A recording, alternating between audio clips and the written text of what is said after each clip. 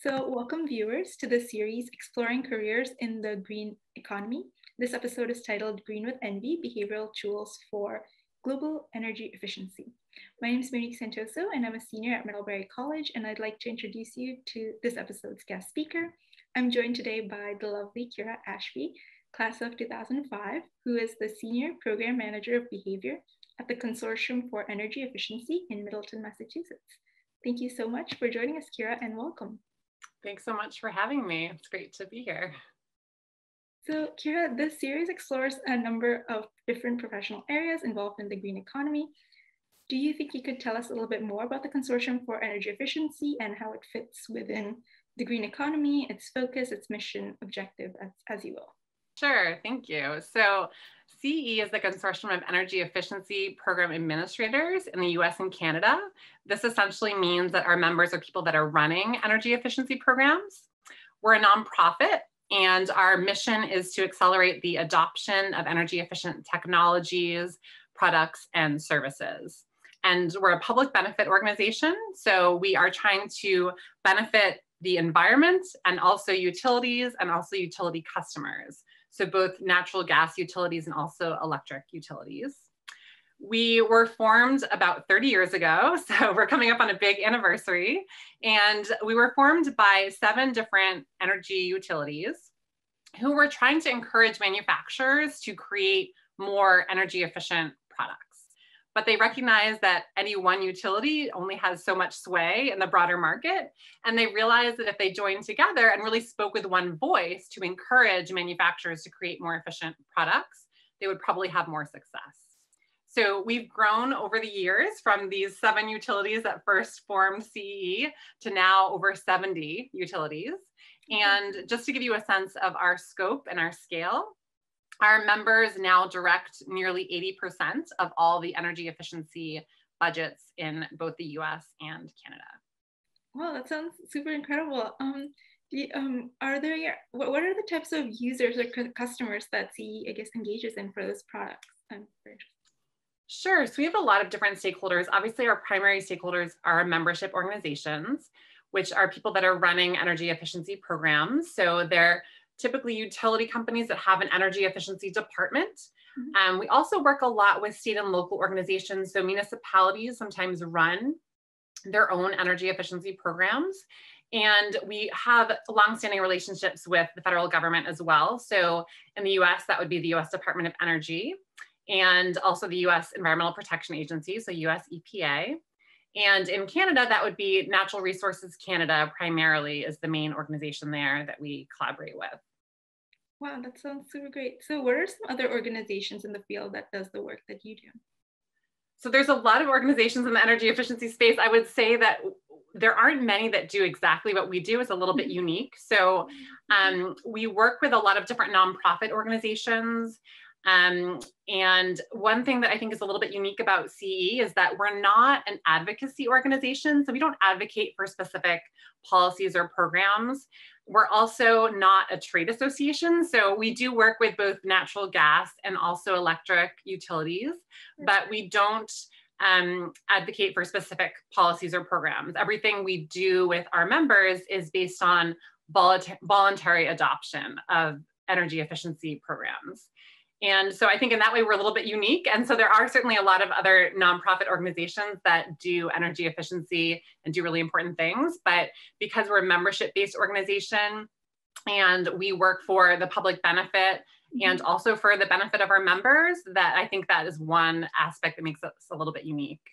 That's super great. So I'm also curious in hearing more about what the future for behavioral interventions for energy efficiency looks like. I think it's just like, Yeah, so I think so far we've really just started to scratch the surface of what's possible. I can give just a couple of examples of what we mean when we say behavioral energy efficiency programs, which is my specific niche within CE. So a lot of what I think is commonly done right now centers around social norms, which is a term that just means that people feel very compelled to bring their behavior in line with what they perceive other people to be doing. Yeah. So this is on the most basic level why even pre-pandemic, if you got on a bus, for instance, you wouldn't sit down right next to a total stranger. You would kind of give yourself a little space. These are just the unwritten rules of society, really, is what social norms are. And so that has been, I think, pretty successfully leveraged in energy efficiency programs. So for instance, we have some members that send their customers what are called home energy reports, where they get information every month, either through their email or through a paper mailing, where they see how their energy usage compares to similar households. The idea being, if they're not doing quite as well as comparable neighbors, they might be compelled to try to improve. And it's actually so powerful that they found that people were so motivated to change their behavior to align with social norms that if they were already doing pretty well compared to their neighbors, they would then start using more energy to be even more similar to their neighbors. Mm-hmm. So you actually have to compare people who are more efficient to begin with. You have to compare them to their most efficient neighbors, which is sort of a separate tier. So I think a lot has been done so far in this area of social norms, but social norms is really just one slice of what we could do for behavior. And so my hope is that we explore some other different social science techniques beyond social norms. So things like reciprocity, anchor bias, confirmation bias. And I'll just give one example of one that I think is kind of a fun example. I like reciprocity bias because it's the idea that you need to actually incentivize behaviors by giving the thank you gift essentially before the behavior happens. So in the real world outside of energy efficiency, I think one example of that that's interesting is the concept of the free sample in the grocery store. So people think, I expect, that you get a free sample in a grocery store because they are hoping that you'll taste the product, you'll like the product, and then you'll be motivated to purchase that product. But in fact, research actually shows that when a grocery store offers a free sample, you're more likely to purchase any product in the store, that just sales overall increase. So there is this underlying sense that when we get a gift or a favor, we feel the need to repay it in some way. And that's just one example of a behavioral technique that I don't think has been used quite as well yet in energy efficiency. And I think there's really a lot of possibilities there that I'd love to see explored. Yeah, that sounds super interesting. How do you see, I guess I'm very interested in learning more about how you see reciprocity being applied. So would you provide the energy efficiency incentive, like intervention prior to them having? Yeah, that's a great question. So it's been done well, I think, by charities. So an example is sometimes when you're getting a request for a donation to a charitable organization, you might get an upfront gift in the mail, for instance, mailing labels with your name on them that are designed to entice you to want to repay the gift. So I think energy efficiency could attempt something similar. And, you know, we think about gifts that would be energy efficient specific. So perhaps an upfront gift on a more efficient light bulb or something. But I think the challenge there is trying to balance the value to the customer. Energy efficiency isn't always super exciting to other people who are not in the business, with that need to, of course, our objective is to increase energy efficiency. So I think it's a matter of figuring out what kinds of upfront gifts would be beneficial to a given audience, as opposed to just saying XYZ would probably work in general. Okay, yeah, that sounds great. Thank you so much for letting me know more about it. So I was also wondering if you could shed some more light about your role specifically as Senior Program Manager in Behavior. What are some of the main responsibilities that are present in the tasks that you do? Sure, and I have a couple of different roles. I wear a few different hats. I'll explain a couple of them. So one is I oversee our behavior committee, which is an organization, it's a group of our member staff who are focusing on either designing or implementing their own behavioral energy efficiency programs. And that can mean everything from trying to shed some light for them on what these different social science techniques are that can be used in energy efficiency. So my background is public health, and I'll share more about that later. A lot of them don't have a social science background. So some of these techniques, like even social norms or anchor bias or confirmation bias, they're all brand new. And so trying to let them know what has been done in the past and what hasn't, but might be ripe to try out in the future is one of my key roles. I also try to help them share information across each other as far as what they have attempted in general and what's worked and what hasn't. So one thing we do every year, just to be really specific with an example, is we do what we call a behavior program summary. And we ask all of our members what behavioral efforts they're running. What programs are they doing that include some social science element? We gather all that information, details such as how are you evaluating this program? What different social science techniques are you using? What have your results been? What kind of energy savings have you seen from this program? And we pull that all together and we share that with our members so they can learn what's worked, they can learn what hasn't worked, and they can hopefully reinvent the wheel not as much. And they can also hopefully make sure that they're not repeating some of the mistakes that their peers have already hopefully learned from. Well, okay, that all sounds super interesting. What is the best part and what do you find is the most challenging part about the work that you do? So there's a lot of benefits, a lot of challenges. I guess I'll mention one of the other hats I wear, which has come with some really interesting elements and then also some difficulties as well. So another large part of my role is that CE is the US representative for an international collaboration on better engaging hard to reach customers. So these are energy users who haven't traditionally participated in energy efficiency programs as much as others. And it can be anything from low-income customers to non-native English speaking customers to rural customers who are geographically hard to reach and hard to engage.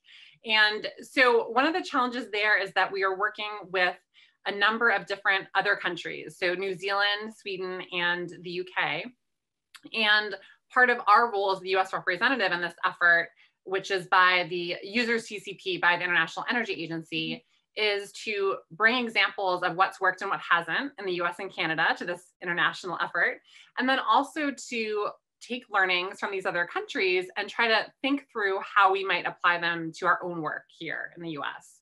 And so one of the challenges there, I think, is trying to start to wrap your head around how to know whether what's worked elsewhere might work here. And so we know that we can't just transplant what worked well in Sweden and just try it out in the US without any modification at all. We suspect that would not work. It's a very different regulatory environment here. It's also a very different culture. But one of the challenges, and it's equally, I think, rewarding, is trying to think about identifying from other countries what might be ripe to adapt or modify or maybe just test out here. So that's been a project that's been a lot of fun, and despite those challenges, I'd say. Wow, Shira, thank you so much for letting me know more about that. So I was also interested in learning more about how your aspects of your Middlebury experience, whether it's coursework, skills developed, extracurricular activities, work activities. How do you think they best prepared you? Are there any that best prepare you for the work that you do? Sure. I think Middlebury actually prepared me really well. And I was one of those students that went into it not really knowing at all what I wanted to do. And so I did really try to take advantage of the full liberal arts opportunity and took a lot of courses in a lot of different areas.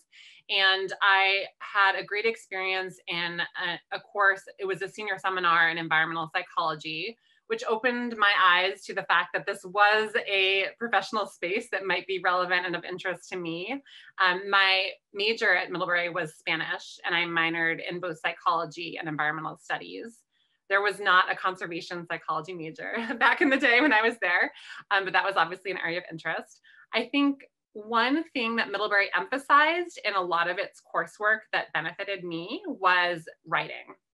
And I think that I came into Middlebury thinking that I was a relatively strong writer, but I think I had a lot to learn still. And so through my freshman seminar and many revisions with Professor Macaulay on my drafts, I really did improve my writing in a way that I think was crucial for not just graduate school, but also my professional career, where writing about sometimes technical and sometimes academic topics, but for a more broad audience is really a key piece.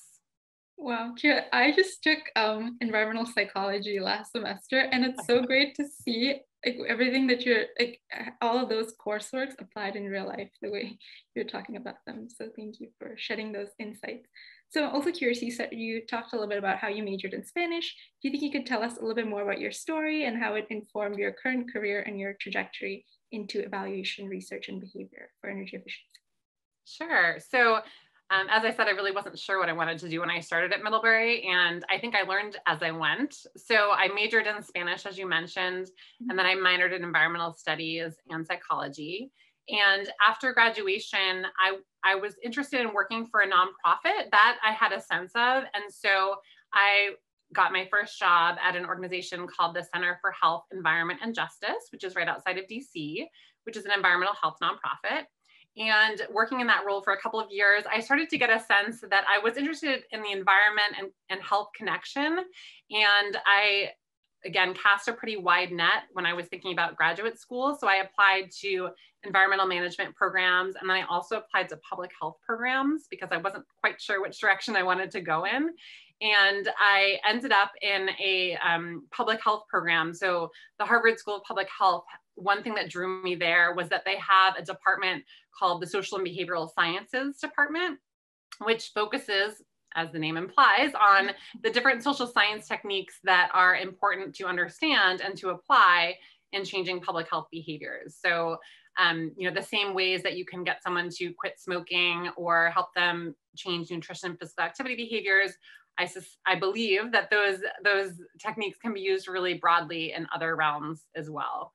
So as I was finishing up grad school and starting my job search, I saw this post for CE, and they had not ever had a behavior program. They had not had a behavior program manager. And their members, the people running energy efficiency programs, had come to them essentially and had said, we think behavior is an important work area. We recognize energy efficiency is maybe a little bit behind other disciplines as far as successfully applying some of these insights. And so they created this position. And in the description, what I thought was interesting was that they were interested in someone with some sort of sustainability background, but most important, they wanted that behavioral science piece. And so they had listed many different backgrounds, one of which was public health, recognizing that public health has had some success in some areas and I think less success in others in applying these social science techniques into health behaviors. And so what's been fun about this position is it's been a chance to really take that broader knowledge about social science and behavior and what works and what doesn't, and to try to leverage that in an energy efficiency context. Wow, that's super interesting. I like that. That's very cool, very fascinating. So what is next for you in the future after, I guess? Yeah. That's a great question. So I don't know. I mean, I was thinking about that question. I think it was one of the harder ones on your list, and I was thinking through the best answer. I do think that there's been growing recognition that behavioral social science has broad application. I think one challenge of just being in this space in general is that there is some general skepticism around behavior in terms of application to energy efficiency in general. So when you have a rebate for an energy efficient refrigerator, for instance, and you can get someone to install it, you have a pretty good sense of the energy savings that you'll see, and you have a pretty good sense of how long that savings will last. But people are a lot less predictable. And so there are these uncertainties around when you have a more behavioral based program, what does that savings look like? And so I think one thing I think about is whether, you know, the best place for me is in an organization that uses behavioral techniques to generally try to address various social problems and challenges, or is it more at an organization like CE where there's a behavior function, but the mission of the organization is very near and dear to my heart, and there's really a lot of opportunity for impact in that specific realm. So I don't know that I have an answer to that right now, but I do recognize there's sort of these two paths that you can take. And I think they're equally valuable, but they just really send you in a slightly different direction. Yeah, no, that makes so much sense. So Kira, that was totally very valuable. Thank you so much for sharing your experiences. So I was also wondering what advice you think if you could impart on some current students like myself on how to best prepare for entry points into career fields in behavior and the green economy. So I have a couple of different pieces of advice that I would give. I think the first is, to the extent possible, that you can take really a diversity of courses in various interest areas is always a good thing. And also to think very broadly about graduate school and to recognize that there isn't necessarily one path, and that a lot of graduate programs have overlapping skill areas that would be of benefit. For instance, I had a lot of benefit in my coursework in graduate school from a survey methods class, which I use very often in my work. I suspect a lot of different programs offer survey methods, and probably there's many programs that have overlapping areas that would benefit you professionally, regardless of what path you end up taking. I think internships are also really helpful, just to get a foot in the door, to get some of that hands-on experience, and also just to get a sense of whether that particular work area is one you're actually interested in practice. It may look a little bit different from the inside. And then another piece of advice that I always try to emphasize with students is the value of the cover letter, and to really just never underestimate how important that is. That's the first impression that an employer gets of you. And I have certainly interviewed candidates who had a strong cover letter that I might not have given a second look otherwise, just based on what was on their resume. And so I encourage you to take advantage of CCI's resources in that regard. And then I guess just the last thing I'll share, because I graduated from Middlebury, and it took me a really long time to find the right role post-graduation. I was looking for a couple of months. And so I just want to encourage persistence. And I think that even when you've done well in undergrad and you have that strong cover letter, you're still ultimately an unknown quantity to employers, since you haven't had a full-time position yet. And so I think I can't emphasize enough the value of just persisting and knowing that it may take a while, but it's probably the hardest job search that you'll have, because once you have that resume that's a little bit stronger and more robust, it does get easier from there. So I just want to send some words of encouragement to end my advice on. Thank you so much for that, Kira. Do you think you could just let me know a little bit more about what you think is the most important part about getting your first job? The most important piece.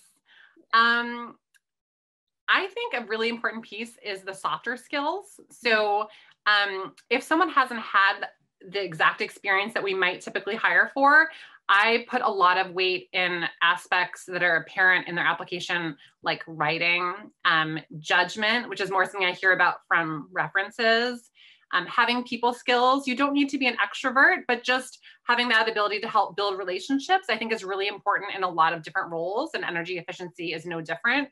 A lot of our work with our own member organizations, you have to have those relationships that you're able to build and maintain. So I think some of those softer skills, which aren't typically emphasized as much, people talk more about, having certain Excel skills, and that's certainly valuable and important. But for me, the softer skills can be equally valuable. Kira, this is very inspiring for me, and I want to thank you so much for your engagement with us in helping students to prepare for their first career destinations. So this concludes our episode within the series of exploring green careers in the green economy. So in closing, I want to encourage our viewers to tune in to get career perspectives and advice from a number of professionals in a broad variety of organizations and other episodes in the series. I also want to encourage you to tune in to other MIDDVantage series, which can be accessed through the events and programs tab on the CCI website. Thank you so much for watching, and have a great day.